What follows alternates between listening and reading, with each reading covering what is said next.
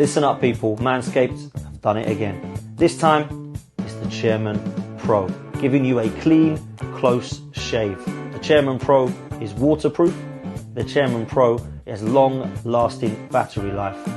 And you use the code FTM20 and you will get 20% off of this product. Yes, people, big up to every single one of you. 12th man is back. Rival Talk is back. And we are back with a bang because the Premier League is back this weekend. No more international break, thank goodness. Although, to be fair, I actually did quite enjoy it because the way Arsenal were playing, it was actually quite nice to have a bit of a break. To be honest with you. But big up to every single one of you. We've got Dave in the house. Dave, how are you, bruv? Yeah, good, mate. Thank you. Obviously, cold, mate. You look really cold. What's going on with the woolly hat? Well, when you get to my age, I think the government have denied me my winter fuel allowance, Potsy. So I'm having to kind of wrap up a bit warm. And here we are on Emirates Eve. We're about to get a good night's kit and then a long coach journey to your place, mate, tomorrow. So yeah, looking forward to it. Mate, wrap up and make sure you're wearing like waterproof stuff, mate. People have told me to wrap up, but not in a clothing sense, Potsy. You know what I mean? Mate, trust me, you're going to need some warm clothes. It's going to be cold and wet and windy, mate. Is, so, mate. I'm going to try and do the same as well.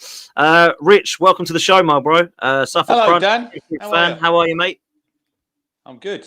I was waiting for the link and it didn't come, and I was making a cup of tea, and then I was thinking, well, maybe there's nothing happening. And then you sent it to me, so I've been running around like a blue-ass fly. Yeah, I do apologise, mate. What I did was I sent it to you, and I thought, oh, it hasn't sent. And I was thinking, where is he? And then I looked at it, and it said, this has not been possible to send. And I thought, no, that's on me. So sorry, mate. That is my fault. But big up to you for coming on, mate. Absolutely pleasure. And great to have you. And Emilio, as always, Fulham, ready to chat. How are you, mate? Or is he lagging still? Oh, he's on mute, that's for sure. He's trying to talk. You're on mute, Emilio. Hello there. Sorry, I was on mute. So, yeah, I'm out of touch. Look, it's a couple of weeks since we did the show, 2 or 3 weeks now. We're all a bit out of touch. Yeah, so, good to be back on. Good to have been back to Premier League games. We were talking off air about how compact that division is. So, again, we've got a good opportunity. I'm not going to, not critical towards Wolves, but these are games that we need to be winning. So if we get something out of the game tomorrow, who knows? We could be back in the top 4 again. So yeah, it's a good season. It's competitive, and glad the international break's over again. Yeah, they seem to be coming in thick and fast, aren't they? Can't keep up. Well, listen, we haven't got an international break now till March. There's going to be literally football every few days. And certainly for Arsenal, it's going to be every few days indeed, because we've got all the Champions League stuff coming up as well. Carabao Cup, we're still in. Oh, mad. But look, and listen, that's what we want, right? That's what we are all about. And someone who knows what it's all about now that they're back in the Premier League is, of course, Rich. I've got to say, I don't know how much content you've seen me before, but I do absolutely love Ipswich. I've followed them most of my time as well. They're kind of my second team. I'm an Essex boy, so they're over the border to me. And I've always been a big fan. Colchester? I am a Colchester boy, mate. Why are you not down at the Western Homes Community Stadium? I know. I should be. Awful ground. One awful ground. I know it is. Oh my word! What an absolutely terrible ground. It is horrendous, mate. And I mean, I to say I follow Colchester is quite follow is a very loose term I would use, but I do look out for their results. They are still rubbish, basically. If you're not real right out already, Colchester are rubbish. But Ipswich, I've always been a fan of, and if I'm honest with you, I kind of wanted to see him in the Premier League for a long time, and I kind of give up, really. A little bit like I did Forest, if I'm honest, at one stage. But now you're both here, and hopefully you're both here to stay. I was going to start with Arsenal Forest, but I am going to leave that till last and get some from Fulham perspective and Ipswich Town perspective. You've got Ruben Amorim. It's probably the worst time to play Manchester United with new manager bounce, but you are at Portman Road. Before we go into that game, what have you made of your season so far? Because if you could just avoid conceding last-minute bloody goals, you might be about 14th or 15th right now. Yeah, I think if you look at the season overall, Dan, I think we've been pretty good. The only 2 games really was West Ham away. We got done 4-1, and then Everton at home.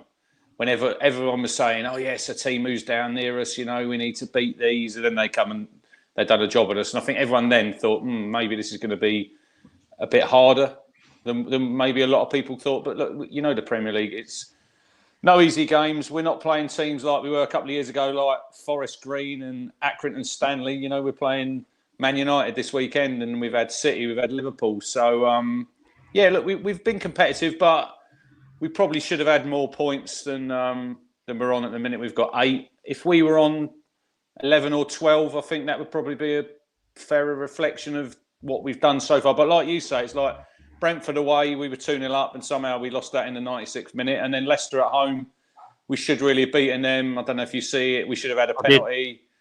We didn't have a penalty. We had a red card 20 seconds later, changed the game, and it was 1-1, and it should have been 3 points, and it was 1, and that was disappointing. And then last time out, obviously, we went to Spurs, and probably nobody thought we'd get a result there, and the Spurs were Spursy, weren't they? Oh, mate, it was beautiful. It was beautiful. Was it ever I was at Stamford Bridge, right, and I was watching, because obviously Newcastle Forest was on the TV. It weren't Spurs, and I was thinking, they're going to bloody do. You know what's going to happen? Spurs will come back and bloody win that game. And of course, because you can't watch it, you've got nothing to listen to. I had no signal. I was at Stamford Bridge about to get ready for our game. And I just thought, I'll tell you what, if Spurs do Spursy and go and beat City and lose to Ipswich, it would be beautiful. And that's exactly what they did. And Sammy Smodics, by the way, you talk about Colchester earlier on. Wow, what a superb overhead kick that was. And what a great player. I've been a big fan of him. I remember him in Blackburn, because obviously I followed him when he was at Colchester, and I thought, he looks like a good lad, he does. And you know what? He's coming to the Prem, and he's taken it. He's been fearless. And him and Liam Delap have been bagging him in for you, haven't they? Do you know what I mean? Yeah, if you look at Smodics, he's played in all the leagues. He obviously started as a young lad. He was at Colchester. He went to Braintree. He was on loan there in the National League. He played, I think it was a month there. He's one of these players, Dan, he's earned his crack at Premier League football. I think he's 29 now, and he probably knew after last season when he got 31 goals at Blackburn that this is his time, and he's obviously a Colchester fan, and then there was a lot of talk back. He's obviously played against us before and he scored. He don't like Ipswich and all this, and then I always thought that he probably might end up at ours because look, he's a good player and he's done really well. He's got 3 goals obviously so far. Hopefully he'll get one at home because he ain't scored at home. He's only scored at Man City, Tottenham and Brentford. So it'd be nice if he got off the mark on Sunday. But then, Delap, I mean, what a signing he's been. There was a lot of fans when we spent, I think it was 15 million going up to 20, saying, that's a lot of money. We played against him last season for Hull. He didn't do great. He got, I think, 8 goals in about 30 odd games. And it was like one of them ones. And he came in. And I mean, I think now, personally, I think he could play at the very top. And I think he could play for England. I think he's that good. I know he's only that's 11 games in and people might think, you're going a bit overboard. I think he's incredible, Dan. From what I've seen so far, he's a bit like an old-fashioned striker. He is. He don't mind putting a bit on the defenders. Obviously nowadays football's totally changed from what it used to be. You can't hardly be physical with people because you know what the referees are like. But he is one of them ones who, like Sunday, he'll come up against probably De Ligt and maybe Martinez and Johnny Evans. He won't care. He'll give them the run around Sunday, and if they're wherever they are tonight in their nice warm hotel, just look out, lads, because Liam Delap will be coming for you Sunday, and he won't stand on ceremony. He don't care if you're a World Cup winner or wherever you've been. He will put the wind up. I think it's going to be, talking of wind, I think there's going to be a bit of wind and rain around on Sunday. So Storm Delap could be coming, but I think he's one of them players who now, I'm being realistic, Dan, that we've just got to enjoy him while he's there, because I probably think whatever division we're in next season, be it in the Premier League or the Championship, I think he might go. And I think you're probably thinking 50, 60 million. So I think City have got first refusal on him. And it could be possibly that they might, I don't know what the re-sign fee is for them, but it wouldn't surprise me if they signed him and then they sold him on for more money. So we'll just have to wait. But I'm loving seeing Liam Delap play and scoring goals, and it's great to see a proper centre forward. Yeah, look, I mean, Harry Kane and Ollie Watkins are the two that are getting the nod. Doesn't look like Tony's going to get picked now. He's gone up to Saudi.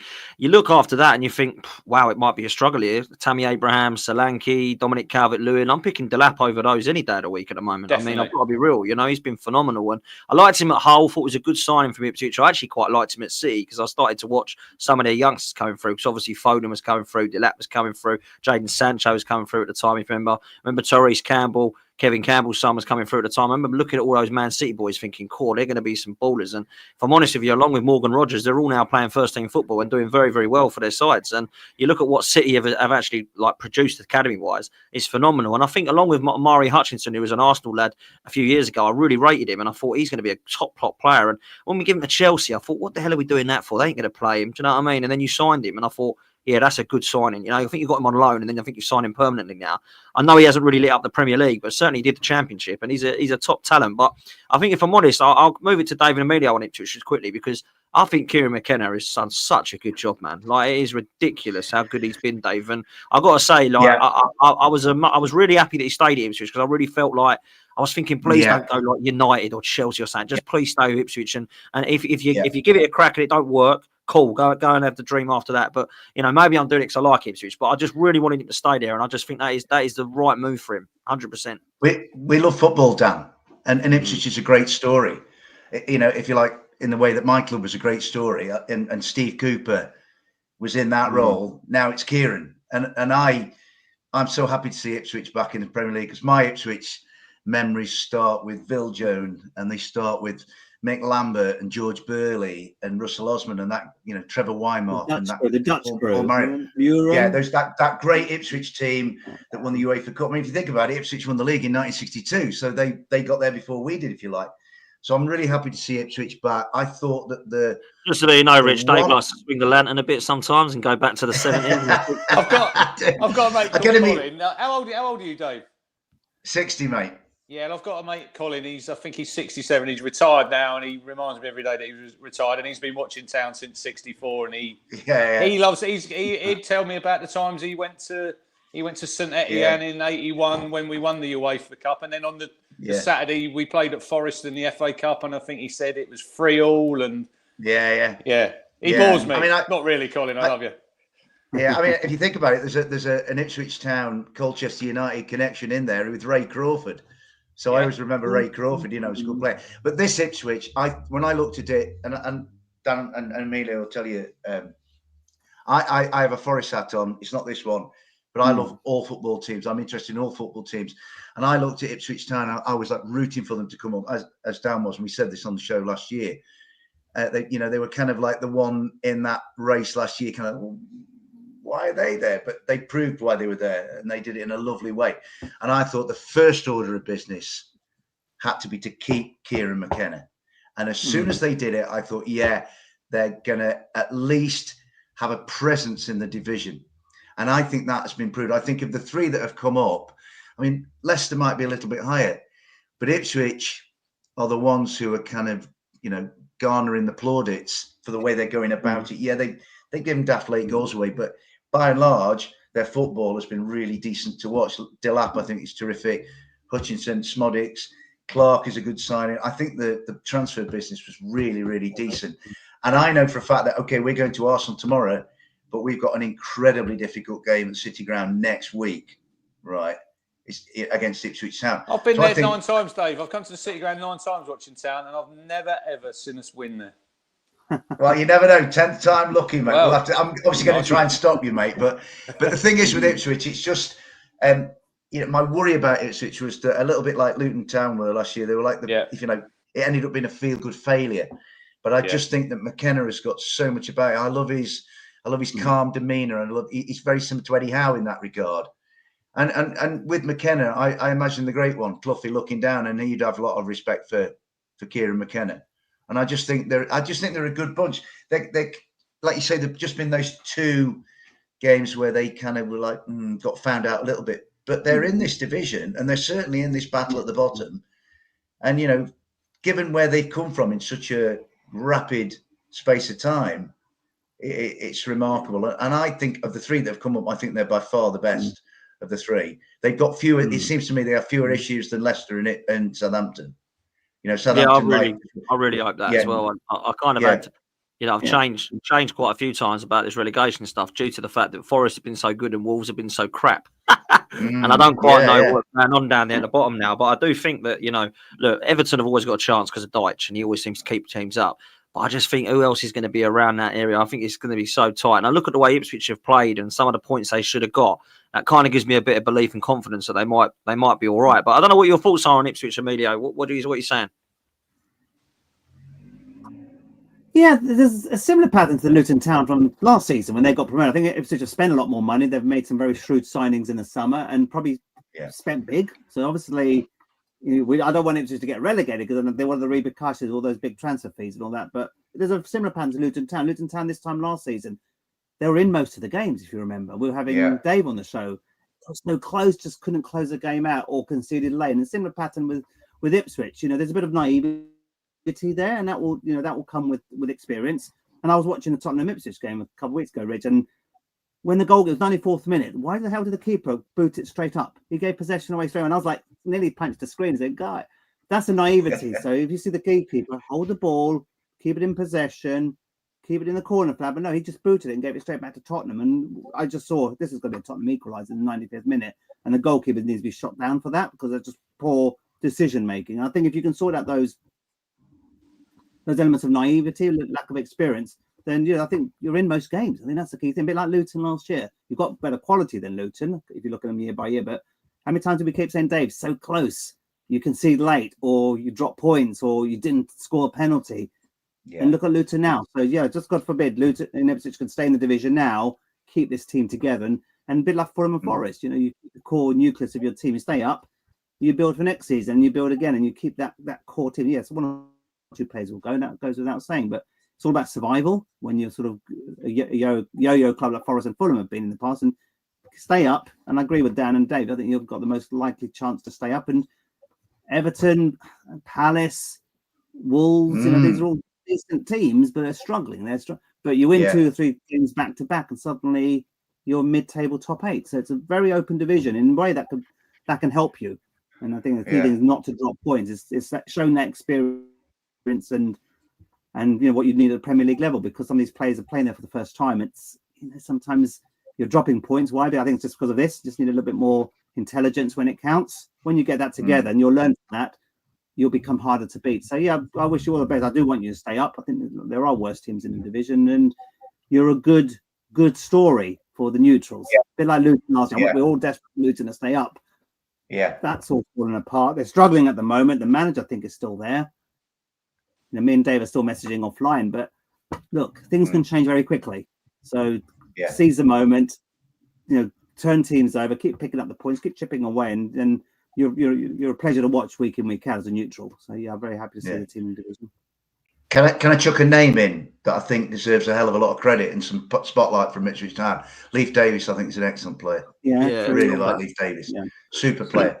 He defends well, but he gives them an attacking dimension. And the goal he scored, I think it might have been that weekend Leicester. Before we went off. Yeah, it was against Leicester. It was a beautiful goal. Absolutely. I think if you look at Lewis Hall and Leif Davis at the moment, definitely deserve a call up. We ain't filled a left back quality, are we? I mean, if you look at Luke Shaw being one of the best left backs still, come on, man. Really, like Tariq Mitchell and Leif Davis and Lewis Hall, for me, they deserve a mention to get a call up, in my opinion. Like, really do. And, I've got to say though, what Mario said, Rich, I've got to say that your goalkeeper, oh my God, I didn't like him at Burnley. But my goodness, we had him at Forest. He was awful. Oh my God! Against Tottenham, you give away the possession. Why the hell are you doing that? You're 95th minute, close the game out, and you boot at the other end, and you're giving Tottenham possession straight away. Again, Man City as well. Was it Man City he played, where he's just passing the ball out to him? I was thinking that was his debut. That was his debut because he didn't play against Liverpool because he was injured, and it was like when he signed. I spoke to a couple of Burnley fans, and they said he'll do something. He's a really good goalkeeper, but he's always got a rick in him, and he has. Last time out at Spurs, he was outstanding there. He come for everything. He claimed everything. But he's always at the back of your mind. I mean, the Brentford game away, when he gets that one in, it's like, I just said to my lads, he's been really good today. Literally a minute before. And then, literally, you could have thrown your cap on that one.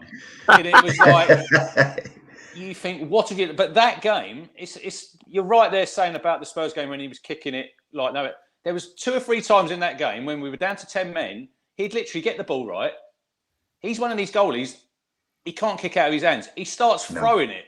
But he's literally, it's not like Peter Schmeichel when he used to throw it about 80 yards. He's literally throwing it down, and they're literally going straight up in the air by the halfway line, and he's giving away possession. Look, you're just going to have to accept him for what he is. He'll be really, really good, and then he'll go and throw one in. And you've just got to hope in them games, if he does a mistake, you've got to hope that maybe you're winning or someone can get you out of it. Because when they signed him, it wasn't as though he was a regular last year at Burnley, was it? He only played like the last 10 games because James Trafford was playing. So it was a little bit of a strange signing. Probably we signed 12 players and the majority of them have been pretty good, and he's the only one. It was a little bit of a question mark, but the last 2 or 3 games he's done okay. But at the back of your mind, you're thinking, what are you going to do today, mate? What? It's like when he went away with Kosovo, Dan. I think it was the first international break. He got, I think they were in a nightclub. There's 3 of them. He got sent home. So you just don't know what he's going to do. He's like, look, goalkeepers are mad anyway, aren't they? They are, mate, and he's got some absolute clangers in him, unfortunately. Go on, Dave. Sorry. We had taking Rich's point, Dan. We had him at Forest on loan from City, and I think our first home game of the season, it might have been the first game, we played West Brom at home, and I think it was Darnell Furlong lobbed him from the halfway line. Furlong get this long, hopeful ball, and he let it go. A little bit like David Seaman against Zaragoza or for Brazil in that game. Yeah. And from that moment on, Muric was done. You know what I mean? Everybody at first like, this guy. And then, as you've said, Rich, there's been this sort of pattern of behaviour that's followed him wherever he's gone. You know what I mean? But the thing about him is that for all that he might have a real, like you say, a rick in him, he might pull off something miraculous, and you kind of think, well, there's goalkeepers for you. You know what I mean? Yeah, facts, and that's exactly what he is. You know, I've said to my mates before. I've got quite a few mates who are Ipswich fans, and they're like, "Oh yeah, guys, that Muric, Jesus, he's like, no, he plays brilliant," and then he'll let a clanger in. Which, unfortunately, when you've got a goalkeeper like that and you're going for relegation, you need someone a bit better. But you know, hopefully, it won't be too much of an issue. Before we move from Ipswich, Rich, I'm actually looking forward to this on Sunday because obviously it's Ruben Amorim's first game. Which means that they've got a bounce, but you're going to have a bounce as well because you've got to be up back in the Premier League. It's at Portman Road, which you're good at home, and you've got Man United. You don't really know what they're going to be like. I mean, they're going to change around. They're going to go for 3 at the back, we believe, with Amorim, and we think their tactics is going to be a little bit different. But it doesn't mean that Amorim's here and all of a sudden Man United can be back and it's going to be 4 or 5-0. I just don't see that happening. So, how do you see this one going, mate? Well, look, obviously you see the training videos, and it makes you laugh. All these players, literally everyone's fit, aren't they? I think maybe Lindelof's the only one who ain't been training, so they're all there. Look, it will be interesting. It was on the telly anyway, and it was a big game because it's one of them teams that you always look for when you've come up with the McKenna link as well. Obviously coming from United, so obviously he'll be up for that. But it's a bit of the unknown, isn't it, with Man U? You don't know what you're going to get, and he's obviously going to go straight in and play the formation that he done at Sporting, and look, if you're a new manager, some people might say, yeah, you've maybe just go with what you've had. But I've got respect for that. You're going to come in and you stick to what you believe in. But he's had them for about 4 or 5 days. Obviously, he's come in during the international break. So can he get them messages across?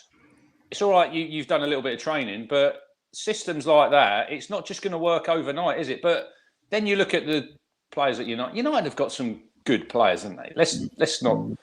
And I know we're at home and it's in front of the cameras, and I think United might have a little bit too much.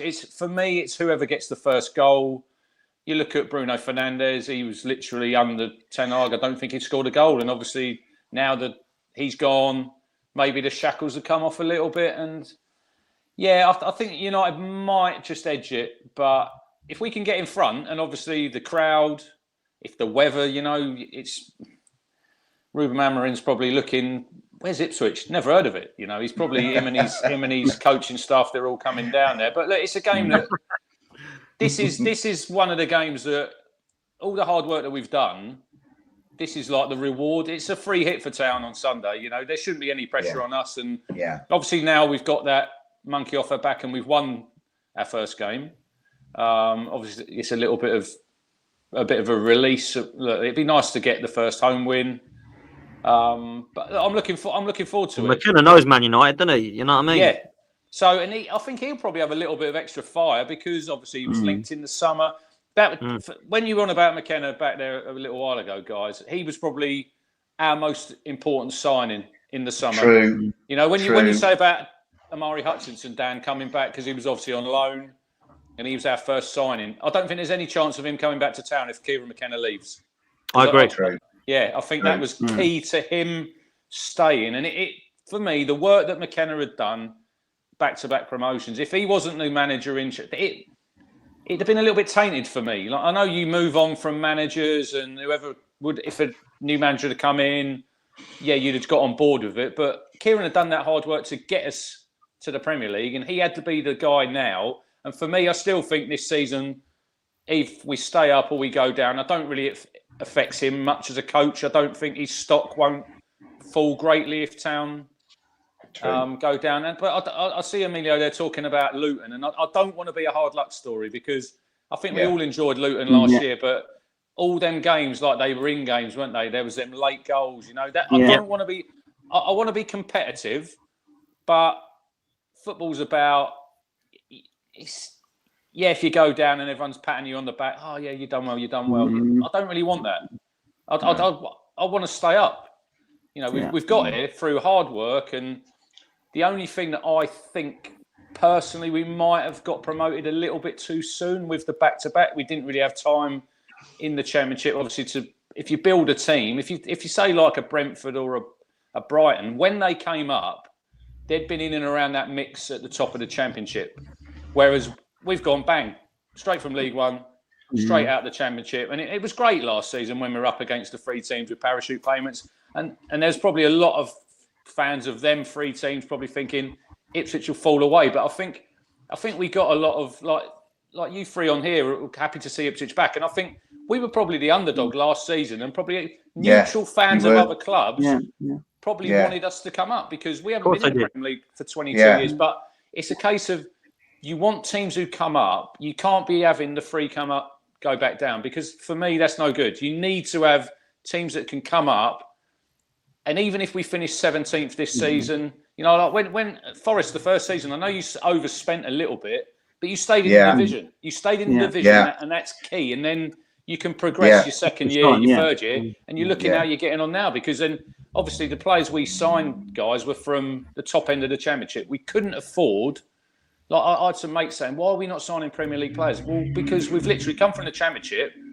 A, we can't afford the fees, and B, we can't afford the wages at the minute. But if you can stay here, and then you can sustain yourself and you can grow as a football club, that's when you can sign your better players, you know. And you, like Hudson Odoi. Fulham and Forest have done that, haven't they? Let's be real. Fulham and Forest. Can I just come in? I think for you, Rich, if you're looking at a sort of a blueprint, take a blueprint from our red print, because your view about Ipswich coming up, oh, blimey, this has happened so quickly. I had the same feeling at that time. Yeah. We were bottom of the Championship with 1 point from a possible 24 when just before Steve arrived, and then we're in the big league after 23 years of nothing. It's not like we'd had runs. We'd had a playoff in 2013 and a playoff in 2003, and they were like. I see the other day, Dave, popped up on Sky, you know, when they have them games from years gone by. It was Nottingham Forest in the playoffs against Yeovil. And Yeovil turned you over at the City Ground, didn't they? Do you know what, Rich? You were doing so well on this podcast. You know, as far as debuts go, this is one. You know, in Potsland, it's one of the finest debuts I've ever seen. But the thing about that, Rich, we were 2-0 up from the first leg after at the Huge, thinking how many fans did Yeovil bring that night? Because it looked like there was about 13. I think there were 13. They all had. I think they came up in one minibus, mate. And the thing was, it was Russell Slade and Yeovil. That. If you ask me, right, and I'm a long-standing Forest fan and kind of know the history going back, if somebody said to me, what is the worst single 90 minutes in your life as a Nottingham Forest supporter, it's that one, right? Yeah. So, you know, we had those bad times, like Ipswich have had those rough times. I remember seeing Ipswich. I mean, if you like, Ipswich were the victims when we had to win on the last day of the season to stay in the Championship. We won 3-0. And then I saw Ipswich the year they got promoted, and they looked woeful, to be honest. They're back now. But the thing about it is just get 17th. Brighton did it. Villa did it. Fulham had a little bit of a yo-yo. You know, Fulham were up and down like, you know, my moods. And now we've clung on. I mean, it's just a matter of being in the division, Rich. And I think Kieran McKenna as a person and as a coach, there's enough about him to do it. And I think the spirit in that team, given that a lot of them have been kind of parachuted in, there just seems to be a nice unity about Ipswich. And I think they're in with every chance, mate. I really think that. And if I take the point you made, Rich, as well about, did you get promoted too early? I've got a friend of mine who's a Huddersfield fan. When Dave, you beat them in the playoff final, I asked him, Yeah. That's not a bad thing because we'll push on and be ready next season. Look where they are now. Yeah. So it's grab the moment while you can and just enjoy. If it's a season, 10 season, grasp that opportunity, and all you can do is play your best.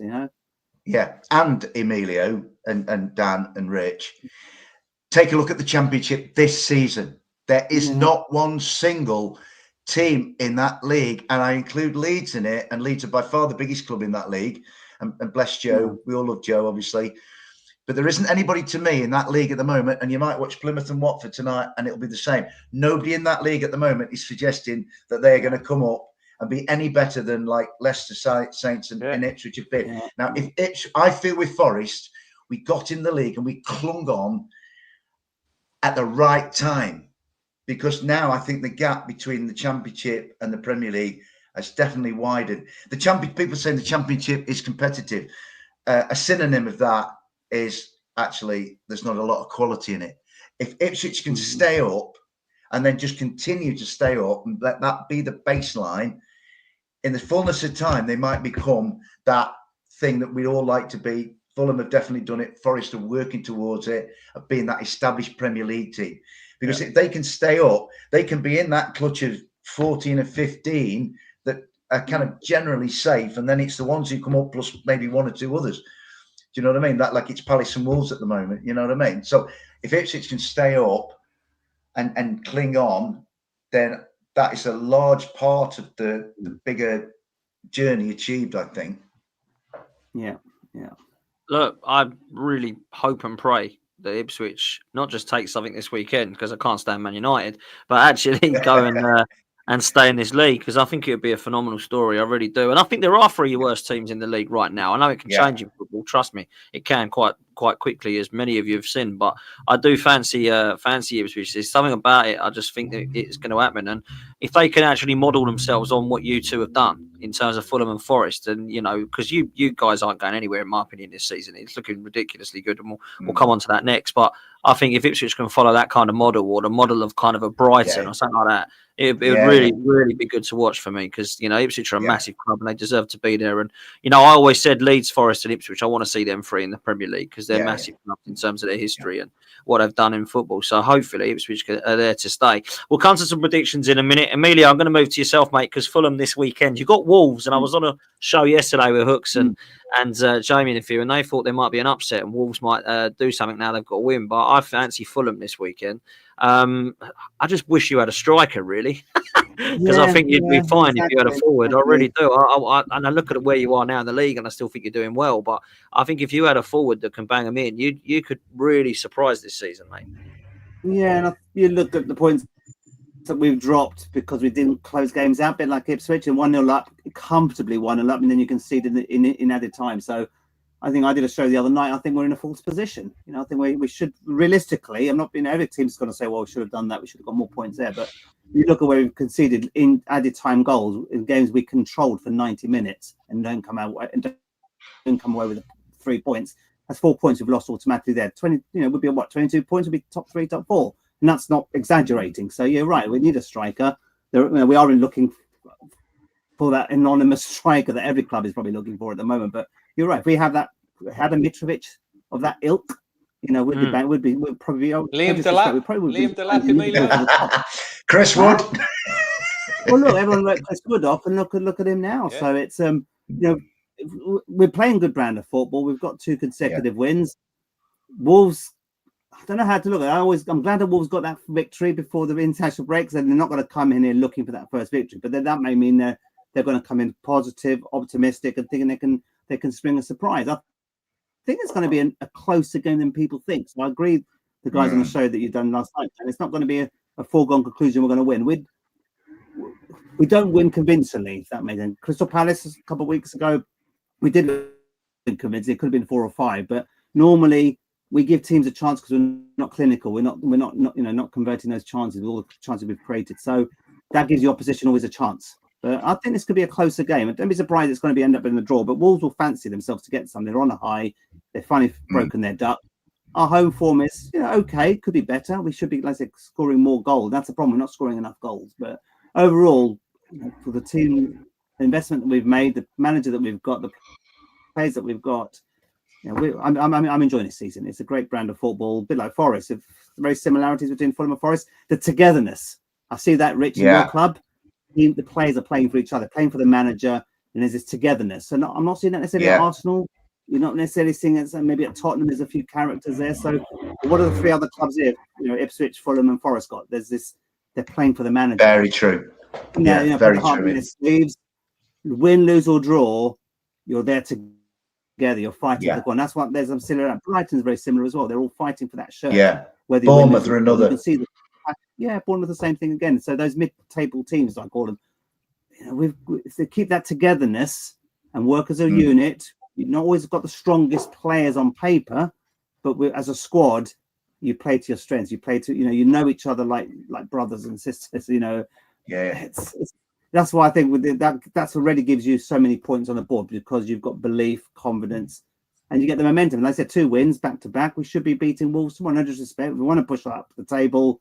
Yeah, little down. I know you're coming to the game tomorrow, but we should be beating you on where we are on the table, where you are. But I've said for many weeks they're in a false position. Wolves are a better team than where they are at the moment. They've had a lot of bad luck. I get it. But I also used to moan about the manager last year, always complaining about this, complaining about that. He can't complain so much this season. He's just got to shut up, get on with it, and try to play the brand of football. But Wolves are in a false position, so it's not a foregone conclusion. I fancy us winning, but it's not. We're not going to win comfortably. Put it that way. When does Harry Wilson come off the bench this time, Emilio? Good question.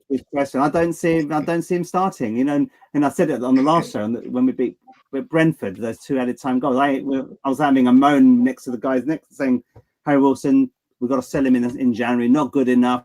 He's a championship player at best. We have to eat our words now. But he goes through this hot reign of form. He plays for 3 or 4 games, scores for Wales, scores for us. Then he'll go very quiet and go back to the. That was incredible against Brentford, wasn't it? That was unreal. Yeah, it was a brilliant effort.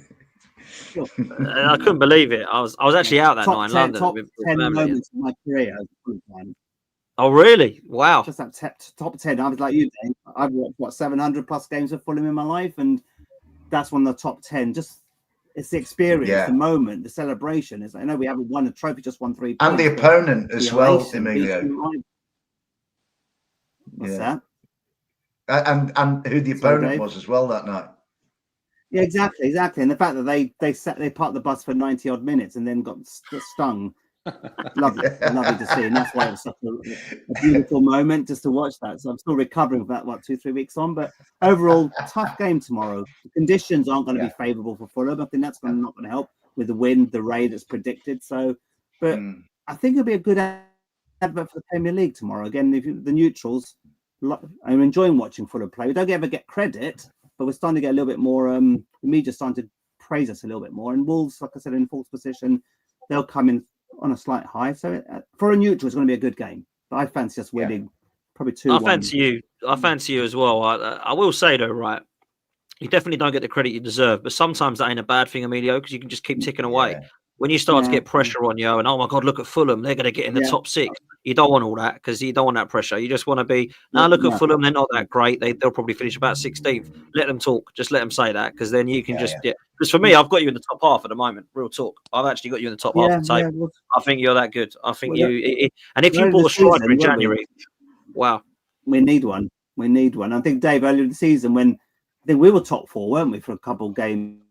Dan, as well, over the season. Then you lose a couple of games, you're back down into mid-table. So now we've won back-to-back games. We're pushing back into top 6, top 7. So it's all you can do is take each game as it comes, give it your best shot, stay in the games, compete. And like I said, if we can score goals, and then I think some of the games that we've not won with a better strike, with Mitrovic there from 2 years ago, 3 points on many games. So that's what we need to find. But they're hard to find, right? Especially in January. Well, I don't want to make Rich feel sick, but the Norwich lad keeps bagging them in at the moment. Josh Sargent, he's good. Yeah, good player. Also, are you on about Saints? The other lad, Saints, that's him. Saints. Yeah, he's he's not a bad player. We don't want to talk about Norwich on here. Come on, Dan. No, we don't. No, but he's a good player. Bring the mood down. They're irrelevant to us at the minute, Norwich. They are. Well, they're irrelevant to you most of the time, aren't they? It seems. But there we go. We haven't beaten them for 15 years, and they do like to remind us. But at the minute, they can stay in the Championship, and we'll stay in the Premier League. Yeah, that's absolutely right. Norwich haven't won anything either, so it doesn't matter about that. They don't win anything, so they're irrelevant. Let's look. I've got to admit, I think you need a striker in media, and I think if you get that, I think you'll definitely be in the top half. That's for sure. And I do think you'll beat Wolves. I really do. I must say that. Look, before we go into Arsenal and Forest and come to a close, massive happy birthday to Richo in the chat. Absolute loyal supporter of the channel, celebrating 66th birthday and retirement today. Absolute legend. Well done to you, mate. And tomorrow, Geordie Toon for life. Happy birthday to you as well for tomorrow. So big up to you all. And big up to everybody else that's in the chat as well. Make sure you do me a favor and hit the like button. Make sure you're subscribed to the channel and make sure you're following all of these guys as well. Make sure you're following Rich if you're not following Rich already at the Suffolk Crunch, talking all things Ipswich. Really good podcast as well. So make sure you go and follow him on YouTube, as well as the Fulham Pulse and of course Dave Asprey on socials as well. Dave, let's start with you. You've got us tomorrow. It's going to be wet. It's going to be miserable. It's going to be windy, but it might suit you. The way Nuno is playing at the moment, I'm not confident in this game, and you'll find out in a little bit why. But I think you are playing so well at the moment, and I think you are the ones that are surprising more than any. I know you lost against Newcastle. I get it, and you'll be disappointed about that. But as a whole this season, you've been great. And I was doing a team of the season in terms of form this season, and there was literally 4 or 5 Forest players I could have put in there. Like your centre half pairing has been fantastic. Matt Sells has been really good in goal. Ayana has been brilliant at right back. You got Elanga and Hudson-Odoi, Woody up top, Morgan Gibbs White. It's just like, wow, this is a good side now, man. This Forest side is a really good side, mate. It is, mate. Damp, wet, and miserable. I thought you were describing me there, Potsy, to be honest. But not the miserable bit, but definitely damp and wet. To be honest, mate, I'm where I'd like Rich to be in a couple of years' time. At the moment, I am kind of aghast at what we've done. In terms of the psychology of going into tomorrow, I'm really relaxed about tomorrow, and I think our fan base is really relaxed about tomorrow. I don't think there's any the maturity of the response to the Newcastle game by the vast majority really encouraged me about the knowledgeability of our fan base, because certainly most, there'll be some who'll be like, this has got to happen, that should have changed. Everybody saw it as one game, and everybody came out the City Ground or who watched it on the telly and went, beaten by the better side on the day. Newcastle were excellent. Even when we were 1-0 up from Murillo through to half-time, those, I'm not including me in this, but those who know their football would have looked at that game and said, Newcastle are controlling the ball. Newcastle are the better team. Eddie said his piece at half-time. They came out. As soon as Isaac equalised, it was one-way traffic. If you like, Newcastle did to us that which we did to Leicester City, I think it was 3 or 4 weeks ago tonight, and they were excellent, Newcastle. But everybody came out and went, there's lots of phrases like that was a good reality check. I personally didn't need a reality check, because I think I've said on this show before now that there will be a levelling out, and that, if we end up, say, 11th or 12th, that is incredible progress from what we've been the last 2 seasons. And going into this game tomorrow, the psychology, if you like, of the 2 families, to my eyes and ears, my one good ear, because I can only hear in my left ear, the psychology of the 2 communities is quite different. The Forest community going into this match, everybody's like, Newcastle. We've had a couple of weeks. A lot of ours have gone off to international duty. Morgan came on and had his little moment, in Greece, which was lovely to see, setting Curtis Jones up. Woody scored 5 goals in 2 games for New Zealand. But then again, I think they were playing like small Easter Island statues or whatever. I don't know who they were playing. Other lads have gone off and done well. We're in a nice place because 5th is like way beyond any reasonable view of Nottingham Forest at the start of the season, right? By contrast, I've watched a fair bit of Arsenal content this week. And my favourite show is the Invincible podcast with Robbie and Lee, and I think it's Julian. And what I picked up from that there is a lot of anxiety in the Arsenal fan base at the moment. There's a lot of disgruntlement. There's a lot of unsure. There's talk of injuries. There's talk of all sorts of things. What I was really intrigued about was how much respect Robbie Lyle, who I have a lot of respect for Robbie was putting a lot of respect on Forest. You know, one of the other lads was saying, well, Forest aren't that good, you know, this, you know, and Robbie's going, no, they're not that team of the last 2 seasons anymore. And the crucial, the fact to say is that the gap between the two is closed. I know we won, you know, a couple of years ago that day to stay up and to deny you the title, but I think the gap is definitely closed. Where I'm coming, my barometer for this game, Dan, I have 2 barometers, are Leicester City and Southampton. Because I'm telling you now, Leicester City at the Emirates, comfortable? Don't think so. Southampton at the Emirates, comfortable? No, not as much as people expected. You know, and I just think I'm going to stick my neck out and say Forest are better than both of those. We've beaten them both, and we've beaten them both comfortably.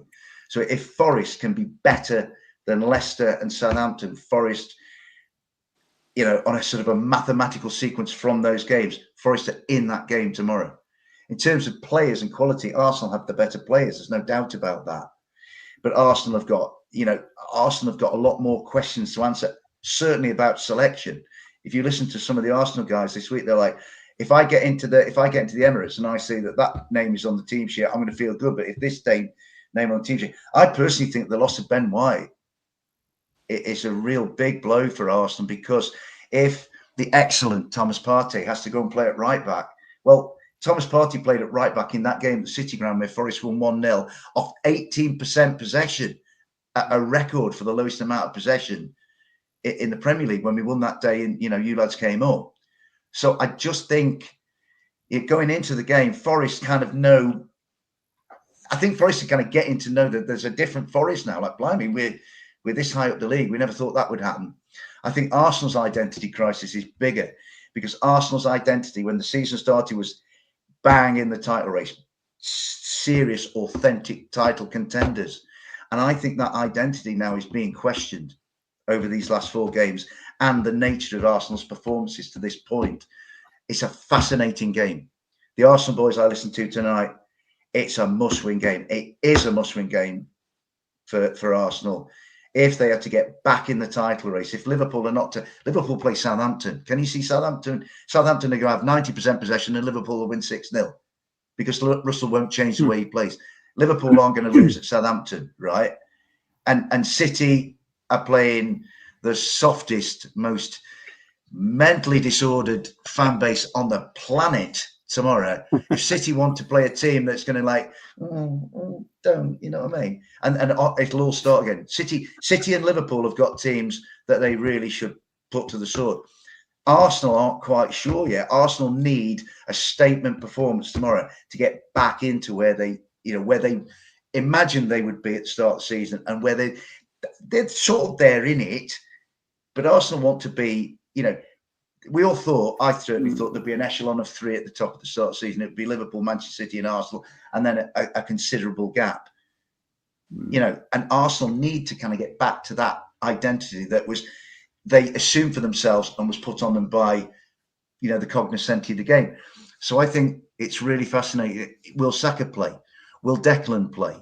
What does he do? Arteta is not bomb-proof anymore. And there are people saying, if Nottingham Forest win tomorrow, and let's remind people, Nottingham Forest have not lost away from home yet this season, and you know, are defensively much better than they've been in the past. Okay, take the Newcastle game out. You know, if Arsenal don't win that game tomorrow, the degrees, the centigrade and the Celsius under Arteta's bottom on his seat tomorrow at 5 o'clock could be really, really scalding. I think it's a bigger game. It's a much bigger game for Arsenal than it is for Forest. We will go there and we'll be organised. Our watchword going there tomorrow is Anfield, because, you know, if Forest can do to Arsenal that which they did to Liverpool, which is where Liverpool came out, thought it was going to be a cakewalk for 10 or 15 minutes. Forest stayed in it, were obdurate. And then on 60 minutes, Nuno went, right, Callum, right, Anthony, go and do your stuff. And Forest could have been a couple of goals up before Callum Hudson-Odoi won it. And Liverpool's psychology just unravelled. Should Nottingham Forest score early tomorrow at the Emirates, then what Arsenal do, how Arsenal handle it, is going to be very, very interesting. And another thing I would say is that we've got a striker. Emilio's searching for a striker. Rich has got a striker. We've got an out-and-out striker. We've got an old-fashioned centre forward. Now, what do Arsenal do with Kai Havertz? If I'm Arsenal tomorrow, Kai, get in that box and stay in that box and give your lads something to aim for. Like every time Anthony Elanga gets the ball, or Callum Hudson-Odoi, or Ramon Sousa, or Jota Silva, there's a big New Zealander in the box. We can hit the ball to him. If Kai Havertz is dropping deep and there's nobody in the box, then and then there's this issue like if Bukayo doesn't play, and Bukayo is crucial to them. He's their poster boy. He's a fabulous. I love Bukayo Saka. He's a wonderful footballer, a wonderful young man. But are you going to get the same from Raheem Sterling or Gabriel Jesus? So at the two teams, we lost to Newcastle and everybody took it on the chin. But there's not much pressure on us. I mean, logic suggests, based on Arsenal's stats against Forest, that Arsenal win the game. But logic and football are often, sort of mutually exclusive. Do you know what I'm saying? So I think it's a fascinating game tomorrow. I'm not massively hopeful because we're going to one of the real big guns in the league.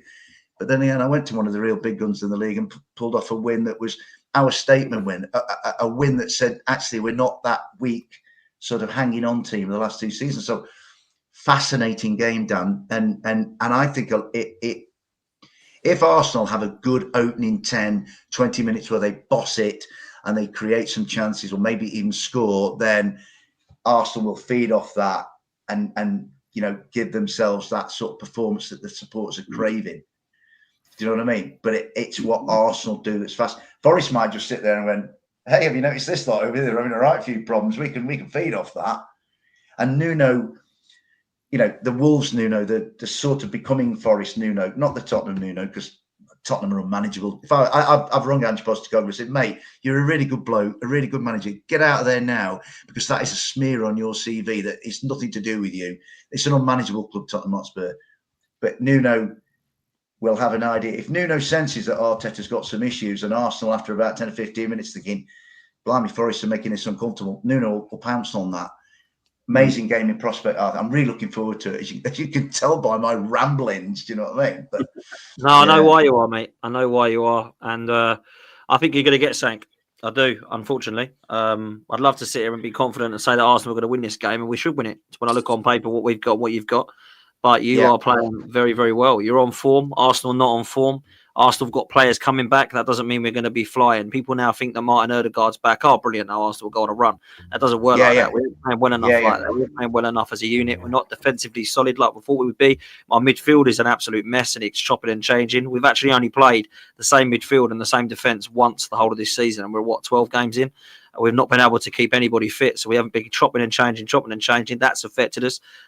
We've got Kai Havertz, and then a little bit more of Kai Havertz. And if you fancy a change, it's Kai Havertz, because that's all we've got. There's nothing up top at all other than Kai. And Saka's been in and out and in and out and in and out like a yo-yo. I love Bukayo, but you can't rely on Saka. And he's trying to do as best he can to ruin him by 25 at this rate, because he's playing every single minute of every game. And it's a worry for us at the moment. It is. And I said that we dropped two games. Funny enough, is against two bloody teams on this panel. One of them's tomorrow, and the other one's against Fulham at Craven Cottage. I think we're going to win the rest until the 1st of January, that is, because we've got very winnable games. We've got Everton at home, we've got Ipswich at home, we've got Brentford, we've got Palace twice, Cup and then league games. We've got Man United and West Ham, which I actually, funny enough, have more confidence beating both of them than I do Forest and Fulham.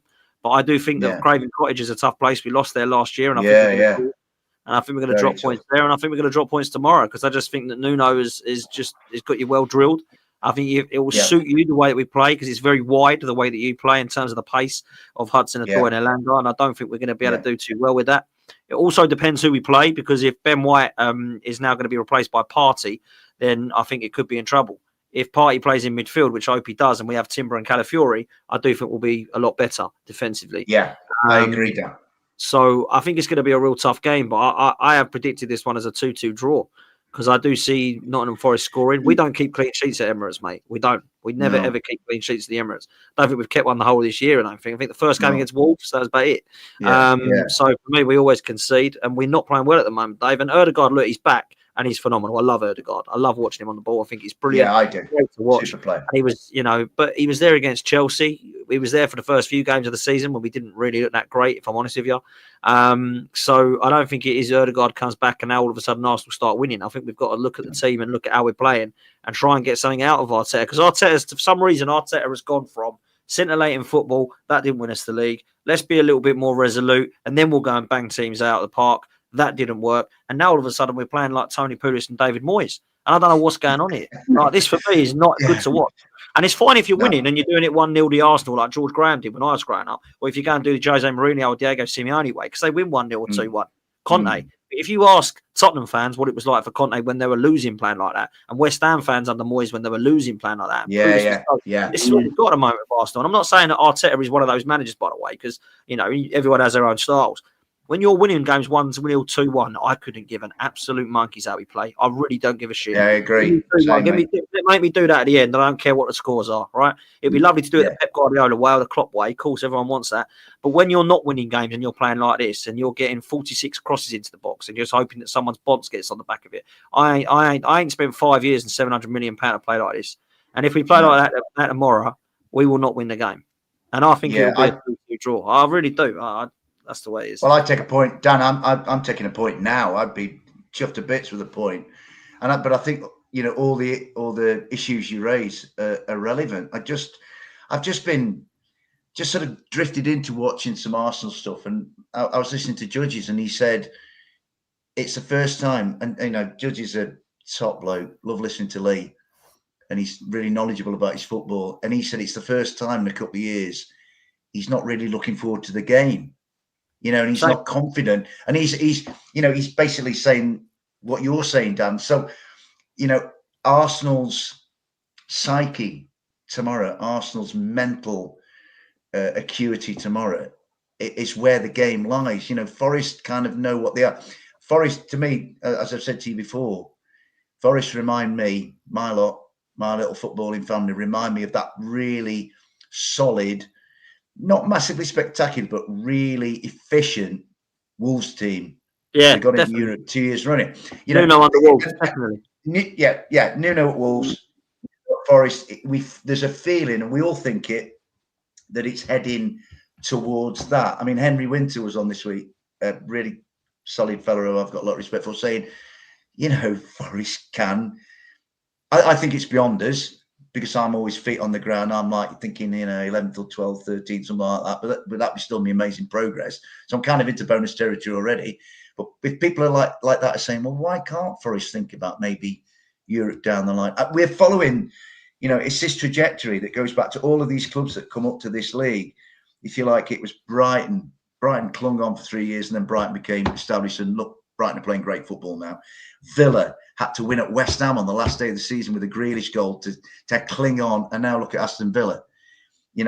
Fulham kind of came up. I have to remember Fulham's first game back in the Division 2-2 against the Fulham. Well, that's great. And Fulham used it as a launch pad and went off from it. Like Ipswich are looking to do similar. If you like, with us, maybe it's that Liverpool win that's propelled us. I do think. I mean, with us, our next run of fixtures are, to my way of thinking, they're like the Canal Turn, Beatisbrook, Valentine's, and the Chair, right? We've got Arsenal away, difficult. I am really edgy about Ipswich Town next week because I think they're a really good side. And they'll come to us thinking, we've nothing to lose here. We can have a crack at Forest at the City Ground, right? And then it's City on a Wednesday night and United on a Saturday. And I think by then maybe the Amorim effect is beginning to take effect. And then it's Villa at home. So whatever you think about Forest now, hold your horses and then take a look at the evening of 14th of December when we played Aston Villa at home. And then look, that's tough games, man. Arsenal, City, United, and Villa in the next 5 games. Yeah. Wow, that's mad. That is mad. Something out of those, Dan. If we get something out of those, then I might I'm still. It's like Emilio says. It's like we're not getting the credit, but like you say, Dan, that might not be a bad thing to keep you under the radar. And I've got a little bit uncomfortable with the amount of column inches and the amount of TV footage at Forest. There was lots of it. I watched Gillette Soccer Saturday, the day before the Newcastle game, and there was Simon Thomas and the lads were going on at length about Chris Wood, Nottingham Forest. And I'm like, no, don't talk about it. We get beat 3-1 the next day. And I kind of thought, yeah, that is of a piece with Manager of the Month and Player of the Month. You know what I mean? That's the thing. When you do get the pressure, you can crumble under the pressure when you start getting hyped up about it. And I think, you've got to remain your feet and I've got to, mate, enjoy it because you're playing well at the moment. And that's the way to do it. And you're right about Nuno's Wolves, by the way, because I look at Nuno's Wolves back then. I look at Forest and I think, Raul Jimenez was there back then. Now you've got that guy in Chris Wood. You had Matt Doherty, who was flying down on this wing back. You've now got Ayana, who's been brilliant for you. Defensively, Wolves were good under Nuno. You've now got two players who I think look brilliant at the back. So I can see why you're confident tomorrow. And the way Arsenal were playing, I think, last season we were playing well when you nearly got something, if I'm honest, in the first game of the season. I mean, Saka scored an unbelievable goal, if you remember. Yeah, and then we were in 2-1. So it could be that you get that. But Rich, what do you make of tomorrow, man? Arsenal Forest, what are you saying? It's interesting listening to both of you because obviously you should be shaking hands now on a draw because obviously Dave's going to be happy with a draw. You're not going to be happy. Look, Arsenal, is it a bit of a crossroads now for Arteta because obviously there was big expectation this season on Arsenal. You know? Slot obviously coming in at Liverpool. I think everybody thought it might take him a little while to get his feet under the table. And they've just gone off, haven't they? Obviously, apart from losing to Forest, Dave. And I think Arsenal are under pressure. They are under pressure now because you're playing catch-up. Because we all know what happens with City in about January, February. I know they're having a bad shot at the minute, but they'll come good and they'll win 12 games on the bounce. So it's got to be a must-win game for you tomorrow, Dan. At the Emirates. And like you say, Dave, it's a bit of a free hit for you. And you can play the crowd here a little bit if you can keep them quiet for 20, 25 minutes, maybe nick a goal, and then you don't know what happens. But I think Arsenal might just edge it by a goal tomorrow. It might not be pretty, but like you say, Dan, I think it doesn't matter sometimes how you play. I know we all want the teams to play well, score goals, and win 2 or 3-0, but it doesn't always happen like that. If you get a scruffy 2-1 victory tomorrow and you leave the ground, you'll be happy with the victory. So I think you'll just edge it 2-1 tomorrow. Yeah, listen, I'll take that any day of the week. I just want to bloody win. We haven't actually won since Southampton, which is before the last international break, which is crazy. Yeah. It's been a real poor run for us. So, the injuries we've had has not helped, but we haven't been playing well, even with players. So it's not good. Lastly, Emilio, what do you reckon tomorrow? Yeah, I said before we went live on now. I think I fancy Forest getting something from the game. So I think if you can keep it tight defensively, then I think Arsenal will struggle with all that pressure. I think there will come a point when does Arteta come under pressure for his job? And I think obviously, Dan, a couple of good seasons you've had. You were very much anti Arteta 2 or 3 seasons ago. He's sort of turned it around now. He's sort of slightly regressing, but what I haven't seen from Arsenal is you've maybe not got the points you should have got. Maybe someone's going to come in and get a hammering. I don't see that. Maybe Forest expectations are high. Arsenal expectations, and maybe Arsenal are going to come in and destroy Forest. And Arsenal are very capable of doing that on the day. But there hasn't been any evidence in some of the games to suggest Arsenal unlucky there. Should have got a couple of goals. Maybe the decision went against them. I'm not seeing that they're waiting to batter a team. But on the day, in 90 minutes, anything can happen. So Forest got to watch it as well, David. There's the other side of me thinking if Arsenal concede early, they could sort of run away with it. So you've got to stay in the game for 20 minutes, keep it tight like you did against Liverpool. Start to control them. Defensively, look very sound. Stay good with set pieces. Arsenal are going to keep going at you like a steam train. So maturity, calm things down after 20, 30 minutes, and then start getting back in the game. But if Arsenal score early on, potentially you might see that not cricket score, but you might see Arsenal sort of going on and getting 2 or 3 goals. So I see it both ways. The first goal is going to be key. If you can take the lead, Dave, I don't think you won't lose the game. But if Arsenal score early, I see Arsenal maybe potentially winning quite comfortably.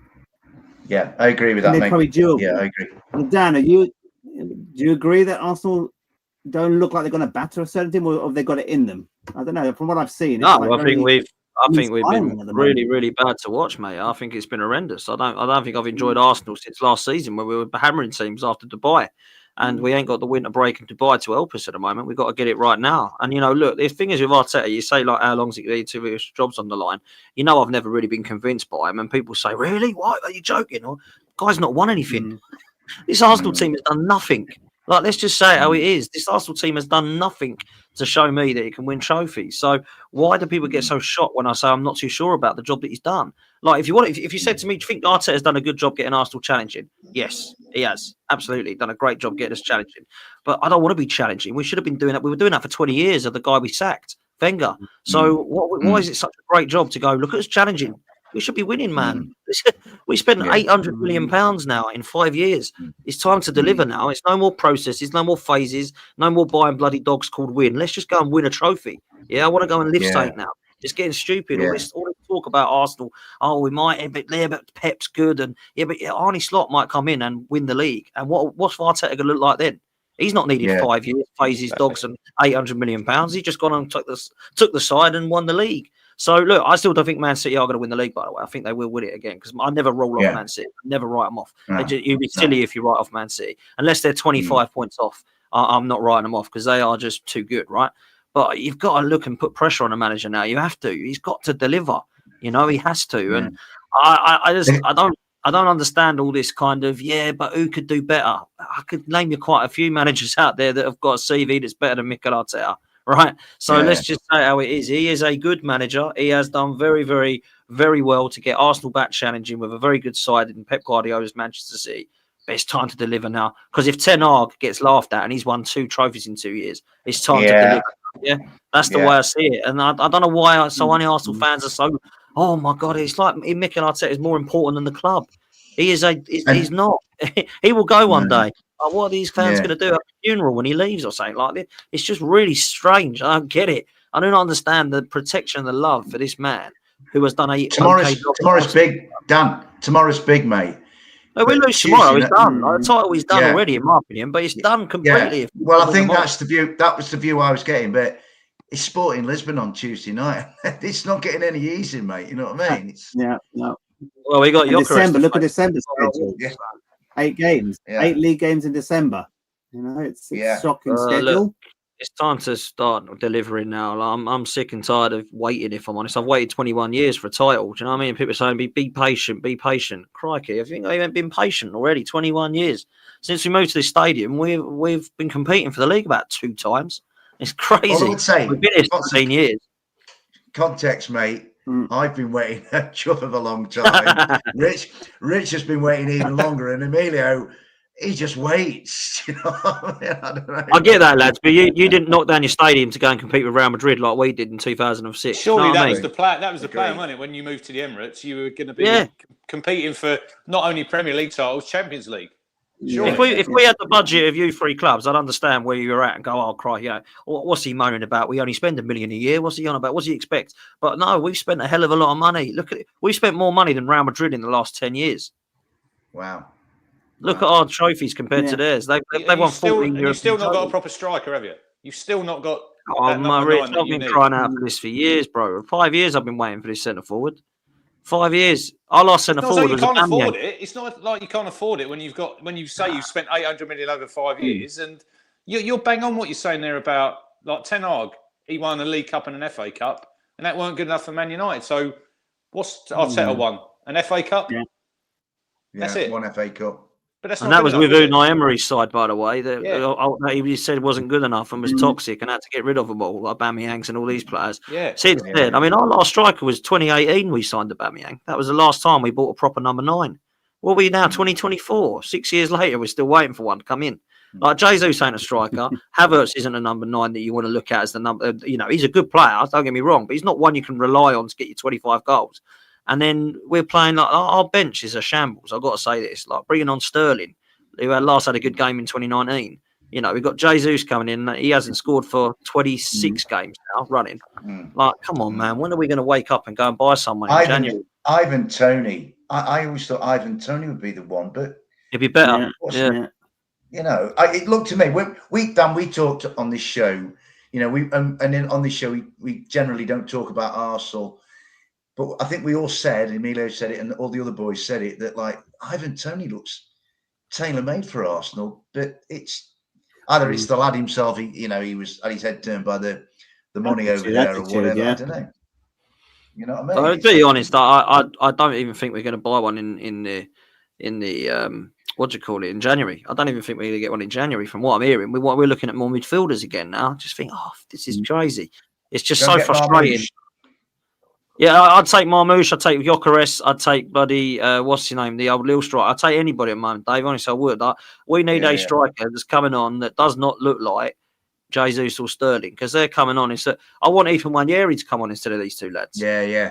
I mean, he's 17 years old and he looks a baller and he's scoring goals like Jesus and Sterling. They just, if you're preparing them for the Grand National, you wouldn't put them in, would you? You'd leave them at home. You know what I mean? This is how bad it is. You've got these two lads, you would not put them out there. You know, it's Knackers yard, mate. Knackers yard. Got these two horses running. What are they called? Jesus and Sterling. Oh no, don't worry about them two. Just leave them at home. Staying chase handicappers, mate. That's what staying handicappers. You know, running around ADOC tomorrow, mate. You know what I mean? It's hard, man. It's hard. It sounds negative and pessimistic, but I've seen this movie so many times, mate. And I've been a gooner since 1992. I've seen this movie for a long time, and it don't end well. Trust me. So we'll see what Arteta does. But he's under pressure, man. He's under pressure. Let's get some predictions before we close. I've gone 2-2. Dave, what are you saying for tomorrow for this game? 1-1. 1-1. Emilio, what are you saying for Fulham Wolves? Fulham Wolves 2-1 Fulham. Okay, interesting. I'm going to go 2-0 Fulham. Rich, what are you saying for Man United, Ipswich? I think United. I'm going to be a bit pessimistic. They might just edge it by the odd goal. I'll go 2-1 United. But I think Town will be competitive in the game.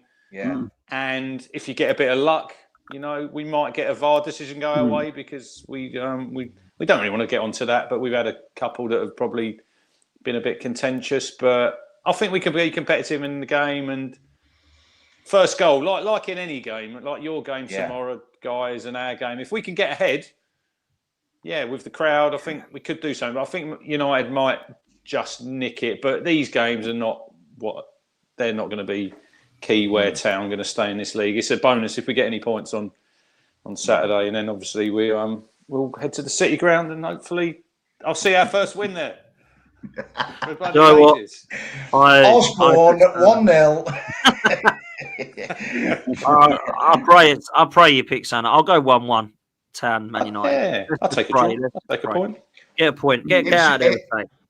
Ipswich 4, Manchester United 0, Weimar Mariner Mills, and Alan Hunter. There you go. Mate. Old school, man. Old school. Way before my time. That is, I'll tell you that now. Way before my time. I grew up with Ipswich when it was George Burley and Marcus Stewart was banging them in. That was when I remember. Well, that was another thing when I was watching that Yeovil game, Dave, and Marcus Stewart was playing for Yeovil then. Yeah, he was, mate. He did. We signed Davis, Chris Cohen after that, mate. Yeah, a watershed moment and a very, very painful memory, Rich. Thank you. Big up to you, man. And big up to all the chat. Thanks for this 1 hour and Top Madnesses. I've got to shoot Potsy, but big up, mate. Top content as always, my man. Keep going. Enjoy your evening. Still waiting for 12 Man's debut, mate. You're absolutely welcome anytime. You know that, bruv. And we'll sort that out on one of the call-in shows and get you on. Love to you. Love to everybody else as well for watching. Make sure you do me a favour, people. Hit the like button. Make sure you subscribe to the channel. Our next target is the big 3-0. So let's get to 30K. We're getting there very, very quickly. So make sure that you do hit that subscribe button. Follow Dave on social media. Also, make sure you go to the Fulham Pulse for Fulham content and follow Emilio on his socials at Teddy Nello. And Rich, shout out your channel, mate, because I know that you do quite a lot of work over there, Ipswich-wise. So go for it, mate. Yeah, it's the Suffolk Crunch on YouTube. I'm at the Cruncher 76 on. Well, I still call it Twitter. Are you on Blue Sky yet, Dan? I'm not on Blue Sky yet. No, I'm not. Are you? No, I've only the last couple of days I've sort of heard a little bit about it. So I might have to. What's the other one? Is it Threads? Threads. That didn't really. There's Threads and there's Blue Sky. Do you know what? There's so many now. I just stick to X, TikTok, and YouTube and Instagram. That's it. There's so many now, isn't there? You assume we're going to have about 25 social media handles. Do you know what I mean? There's too many, isn't there? Too many. Yeah, give us a subscribe if you can. I'm about 100 away from 8K. So looking forward to hitting that target hopefully before Christmas. There we go, man. Let's get Rich up to 10K by Christmas. That would be amazing. 10K. Wow, we've gone up from 8K to 10K. If you can, that'd be great. Well, that's the next big target, isn't it? So let's get to that. Let's get to couch to 10K, Rich. That's what you want. That's it, mate. Absolutely. Big up to all of you guys. Thank you so much for joining us as a panel. And thank you so much for listening. I'm going to be back tonight at 11 p.m. But before that, me and Dave are going on Door on Tour's channel at 9 p.m. to talk Arsenal Forest. So we'll see you at 9 p.m. And if you could go and spam. Dave's talking again at 9 o'clock. I know. Dave, don't stop talking, mate. Do you know what, Rich? I'm teaming a chance to have a shave here. I haven't even had a chance to manscape myself yet, mate. You know what I mean? Poor old Potsy. I love Potsy so much, but I know his mum and his dad like it when I take the piss out of Manscaped, mate. You know what I mean? There you go. Listen, man. Christmas is coming, people. Make sure you go manscaped.com. Make sure you use the code FTM20, 20% off. So there we go. Big up to you. Go and spam the chat of Igal. You're going to be redirected to him now. Igal's talking all things Arsenal. So please make sure you go say 12th man sent me, Dan Potts sent me, and we'll see you next time. Take it easy, people. We're out of here. Peace. Thanks, everyone. Take care. Good